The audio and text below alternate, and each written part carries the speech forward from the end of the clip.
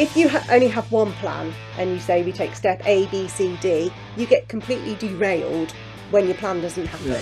Whereas if you have a strategy, you're like, okay, this has happened, let's just switch the degrees one and keep on heading in that direction. I think for me, it would definitely be goal setting in a productive way. And for me, I need dates, because otherwise my dreams are very big and I just sort of keep going. So for me, I've worked out, right, I need to be placed. That's what I'm doing a month. That's 3 months. That's 6 months. That's 5 years. Well, I don't really know who I want to work with, and I don't really know. Exactly. I'm like, you're not ready to create your brand. You're not ready to make that visual until you get the strategy first. I'm Mike Harris, and I help businesses to successfully grow their profit and turnover. In the last year alone, I have helped over 20 companies at least double in size. And I work with a mixture of firms for small, medium and large businesses, including startups and multinationals. Strategy is at the heart of scaling your business. It's your roadmap to success. Not a surprise that I believe this. After all, this is the Leaders in Strategy podcast. Over the last year, I've asked our many guests what strategy means to them. They all have a unique and exciting insight on this topic. So this week, sit back and enjoy some free strategy advice from our very special guests. I think it's fundamental. Half my book's taken up with strategy. Right. So before we start looking at colours and fonts. So, you know, he's just showing the book again for anyone who's not listening on YouTube.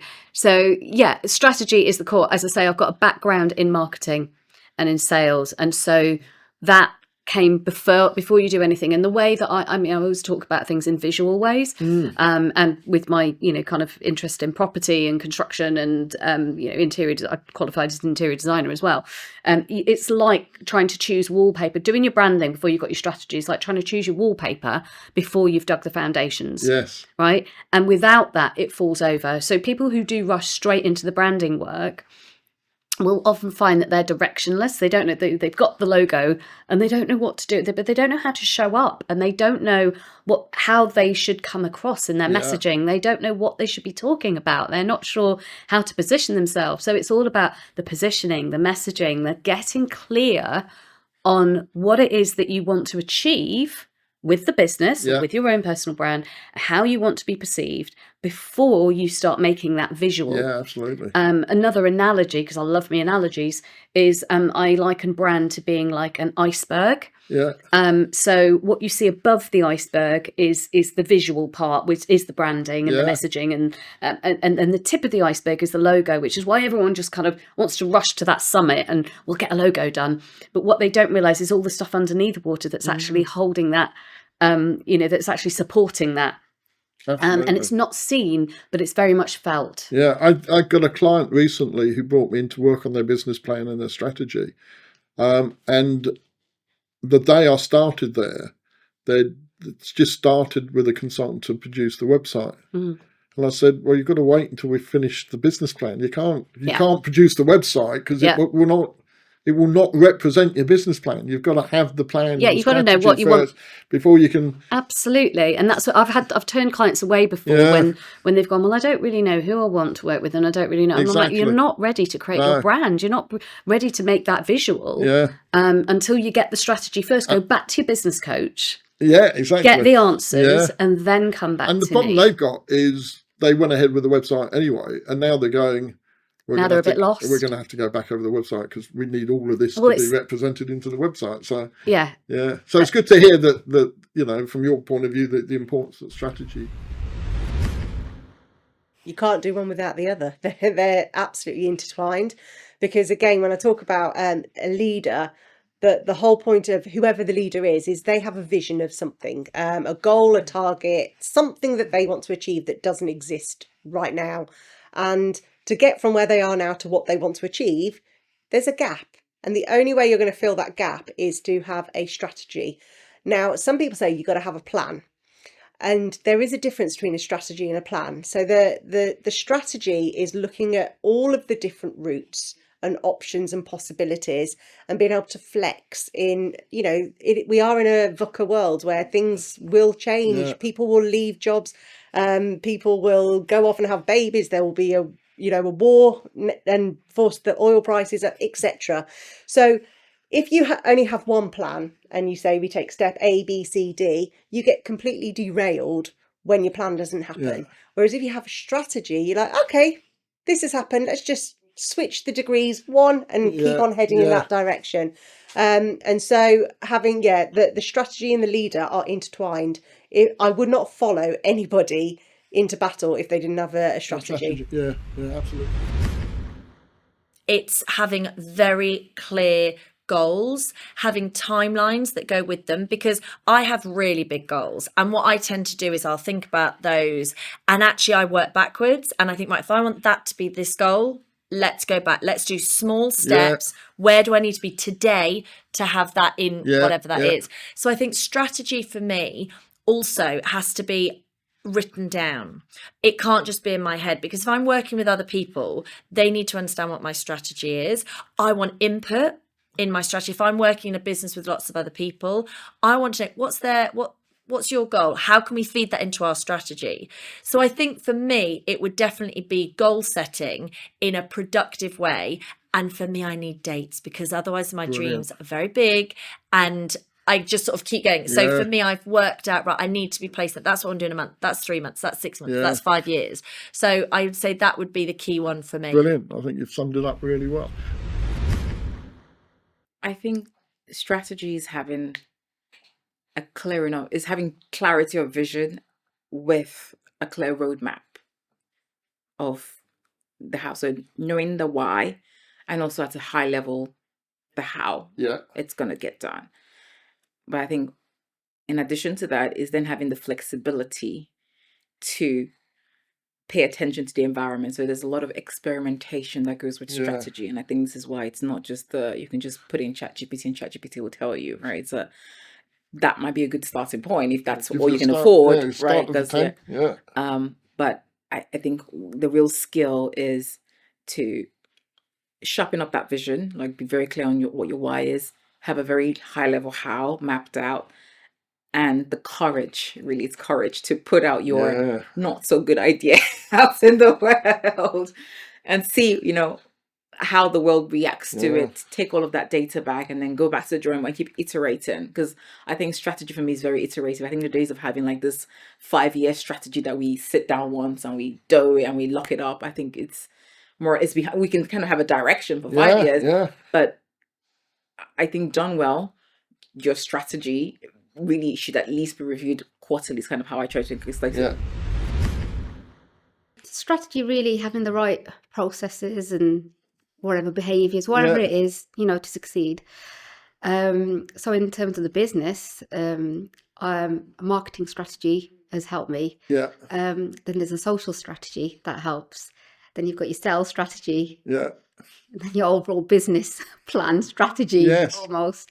So that mine are very fluid and they change, and sometimes I haven't looked at them, I've just made a decision. But I think that's how business works. When people say that's my business plan, I don't know how that works, because there's a plan and then there's a plan. I use my plan. It's because things are constantly evolving, but they are it keeps you on track, and it makes you accountable as well. So if you know that this is what I've got to do it. I'm accountable. What are the results that I've received? So having those plans in place help. And in terms of behavior, I have a strategy as well, staying positive. No matter what happens within the business, keeping my business, I think we touched on this, my business separate to me. Because it can be so turbulent. It's not always happy glory, everything's going just fine. There are times when you think, what have I done? Or it's not working out how I want it to be, but you can't let that get into your personal life either. So there's got to be coping. What do I do? You've got to find a coping mechanism, and again, that's a strategy, because that's going to help you to succeed. Anything that's going to help you to succeed, I think, it's a strategy, a coping mechanism, isn't it? And something you said a minute ago, which I think is really important, is that you have the plan, and then you kind of have the plan, i.e. what comes up day to day. But actually, if you know where you want to get to and you have that overarching strategy, much easier to make day-to-day decisions in my way, because you know where you're trying to do. If you don't know where you're trying to get to, is that, you're do I turn right or do I turn left? But if you know where you've got to get to, you kind of know which is probably the better route. So it's easier to make those day to day. Yeah.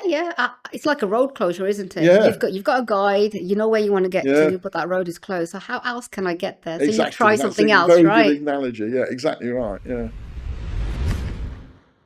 So the correct definition, we all know, you look up in the dictionary, whatever, is it's going to be something like something in the zone of a plan to achieve a goal or something like that. That's the kind of thing that you'll normally get. And of course, this is true. But this is also incredibly unhelpful when it comes to actually doing strategy, because it doesn't give you any guidance as to what a good strategy looks like or how to go about the challenge. Because when you say, oh, look, well, all you need to do is come up with a plan to achieve the goal kind of thing, you're like, well, that's like, it's a bit like saying, well, a strategy is just a really good idea, isn't it? Yeah, or playing football, all you got to do is kick the ball in the net, Exactly like that. It's exactly like that. And you're like, oh, yeah, cheers for that. So no wonder people are left floundering. Now, the reason that definition, of course, is so broad is because that is for strategy writ large, because that could be the strategy to win an election or to get six-pack abs or whatever, right? You can apply that definition of strategy everywhere. But we're talking about strategy in business here. And so what we can get away with is a much more narrow definition, a definition which is actually fundamentally incorrect if you think of it as being a definition of strategy, but despite being incorrect, a hell of a lot more useful. So my sort of business specific definition of strategy, which I think starts to put people in the right direction, is, well, if we think back to what actually is a business, what do all businesses have in common? All businesses are nothing more than systems that are designed to deliver some form of value to the market and receive value in return. So the way that a business grows and succeeds is just to maximize the amount of value it puts out there. So that fundamentally is the job of any strategy, is purely to maximize the amount of value you create, because then you're going to maximize the amount of value you get. And the crucial, and that's a kind of two-part process, because on the one hand, it means you have to create something that people want, something that people value. But just as important and much harder is you have to create something people want, but that they can't get anywhere else but you. And so if you manage to tick those two boxes, if you sort of solve that equation, right, I'm selling something that people want, but I'm the only option for that thing, you're going to make money hand over fist without any real effort. And everything else in your business effectively becomes kind of academic. That is the kind of the challenge at the top of the pyramid for any business, is answering that riddle. So my definition of strategy, I would say, in order to start pushing people in the right direction, is a strategy is just your way of figuring out how you can give people something they want that they can't get anywhere else. And that then lays down the gauntlet, I think, for the challenge that the business has to undertake. And I think if you look at every business on the planet, the number of businesses who've actually solved that riddle, i.e. who have got an amazing strategy that delivers on that, vanishingly rare. I mean, like we're talking like less than 0.1% who've actually done that. Every other business, they basically manage to succeed on one side of the equation, but fail on the other. And I can almost look at any business and I can tell you which side of that equation they're succeeding on and which side of the equation they're failing on. And then you can predict the challenges that those businesses are going to face based on which side of the equation they are they're succeeding or failing on. So we can get into all of that, but it's a very simple, I think, way of understanding the health of any given business. Yeah. As I mentioned earlier, you put a lot of strategy behind the podcast. Do you want to just talk through some of the things you do when you're launching your podcast, or you're advising people on starting their podcast from a strategic point of view? Yeah, and I think, look, some of the first questions, I was having this conversation yesterday or the day before with a prospective client who, again, had seen one of my posts on LinkedIn about the event, funnily enough, and then started looking at my stuff about podcasts. And questions that I was asking her, right, you're like, look, okay, ultimately, if you want to start a podcast, what does podcast success look like for you? You know, what is your goal? What is it? Because people, I want to start a podcast. Yeah, but why? if you have no idea what you're looking to achieve with it, Yeah. how do you know if it's successful or not? So getting super clear on that before you decide to take any next steps is really important. I think finding out exactly who you want to listen and watch that podcast, because again, I know the audience that I started with ended up being a very different audience because I changed tack. And I always remember Rowena Bird from Lush saying to me, and I've interviewed her before, saying, you know, when we started the business, we thought Lush's products was aimed at kids. She goes, now it's literally from 9 years old to 90 years old, because everybody would buy a bath bomb, whether it's a gift or for themselves. Well, a bit like I said earlier, I thought my business was going to be big corporates, and it's ended up being mainly startups and Absolutely. SMEs. So it's getting super clear on your ideal listener is super important. I think something that most people miss is talking about what's the next action you want somebody to take once they've listened or watched your podcast. Most people would just go, you know, rate and review my podcast, thanks for listening, share, go to my Instagram, go to my LinkedIn, go to my website, and you're not going to take any action whatsoever because you've completely bamboozled I've made them. that mistake. It's me too. But you just want, one thing, and you've got a captive audience. It's not like they're on social media and they've seen a banner ad or there's a pop-up. You've got their attention for 10 minutes, 20 minutes, 30 minutes, however long your podcast is, you've got their attention. So it's a voice in their head. So what do you want them to do next? Make it super clear. What action do you want them to take? And then, when it comes to, the actual strategy for the launch, for me, take a leaf out of the successful media companies that are out there. Look at a Netflix, look at an Amazon, etc.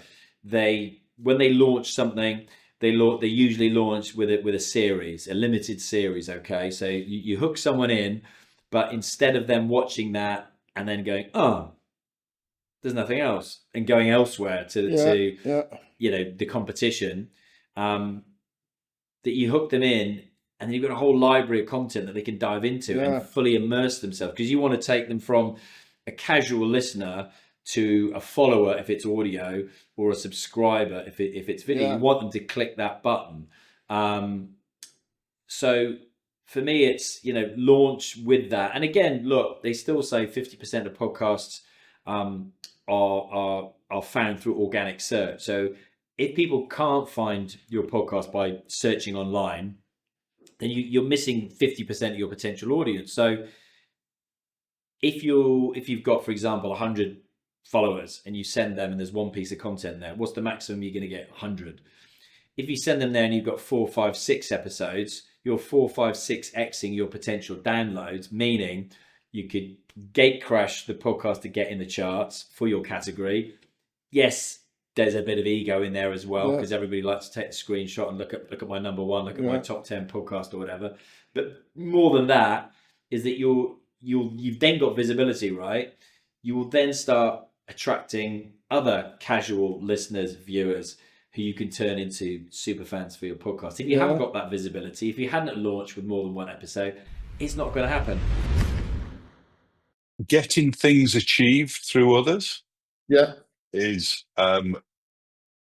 probably the key thing, is building people up to achieve things. That would really be where it all fundamentally sits. Whether it's in any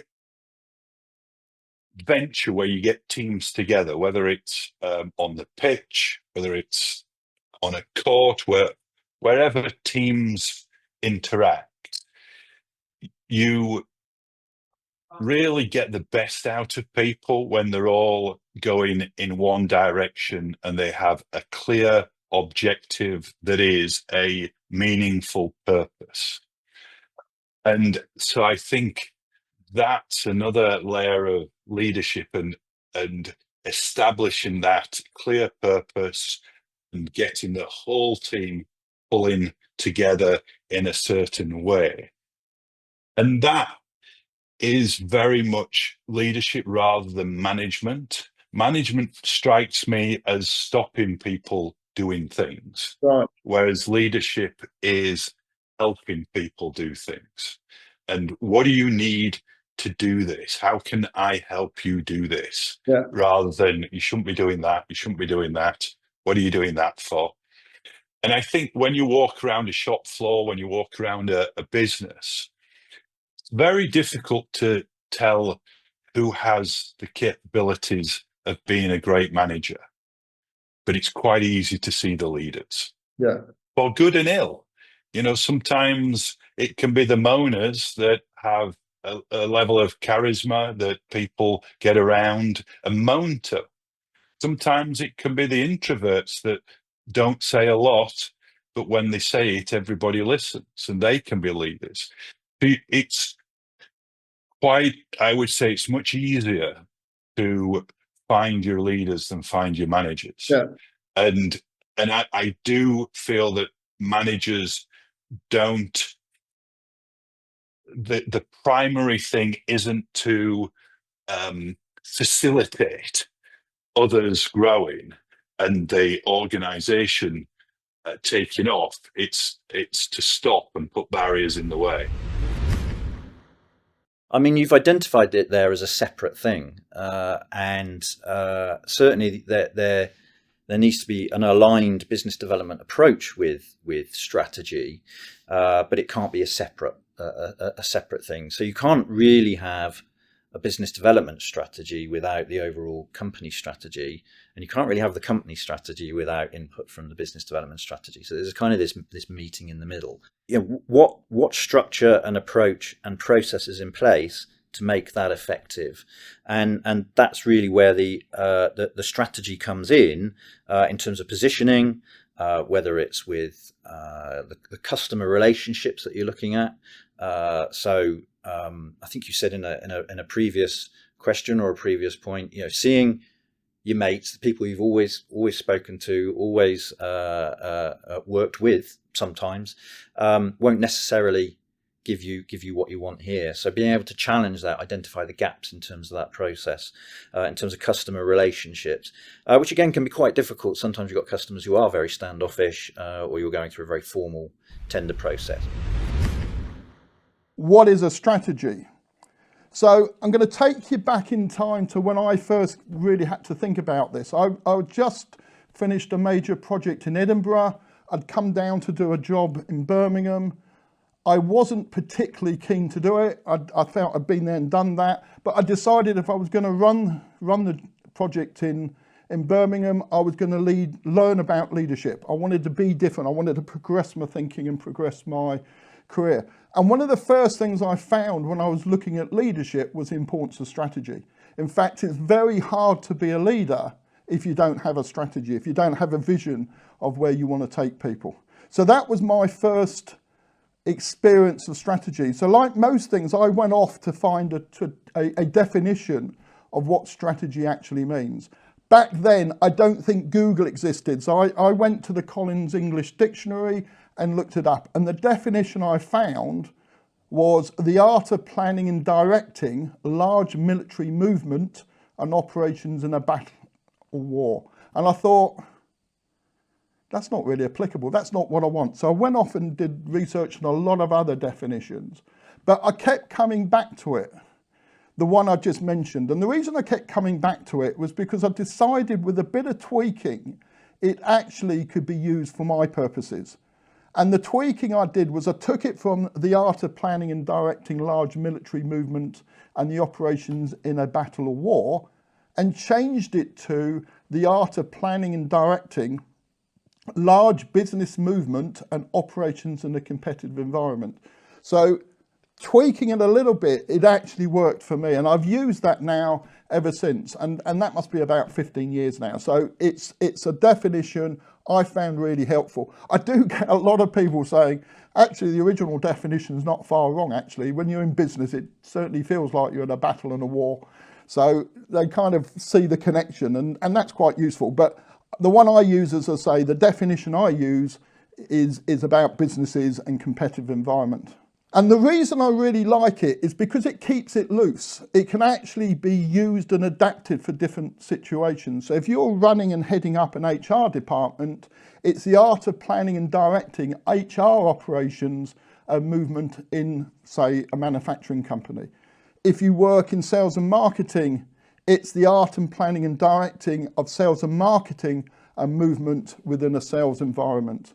If you're on a project, and quite often I work with clients who are looking at project strategies, it's the art and planning of directing project operations and movement on a large, say, infrastructure contract. So it's adaptable and usable in different contexts. And that's why I like it, is that you can replace the part of the business or the operation you're doing into the actual overall definition. So that's my definition, which is great. But what does that actually mean in practice, I hear you say? A strategy should describe the general direction set for the unit and its various components to achieve a desired state in the future. It should determine the basic long-term goals for that unit, contain a plan of action designed to achieve a long-term or overall aim. Also, the actions should be those taken to attain one or more of the unit's goals. It should make sure that you're looking at the allocation of resources necessary for carrying out those goals and actions. And normally it results from a detailed strategic planning process. So that's kind of what it is in practice. Hopefully that all made sense. If you've got any questions or comments, again, if you're watching on YouTube, let me know in the comments below or contact me on LinkedIn. I can come back and hopefully give you some more information, either again in future podcasts or maybe directly on a one-on-one. Thank you everybody for watching. Hope you've liked it today and you've got a lot out of it. And I'll see you all soon on the Leaders and Strategy podcast, when we'll be talking about strategy, leadership and all things business. I'll see you then. Thanks.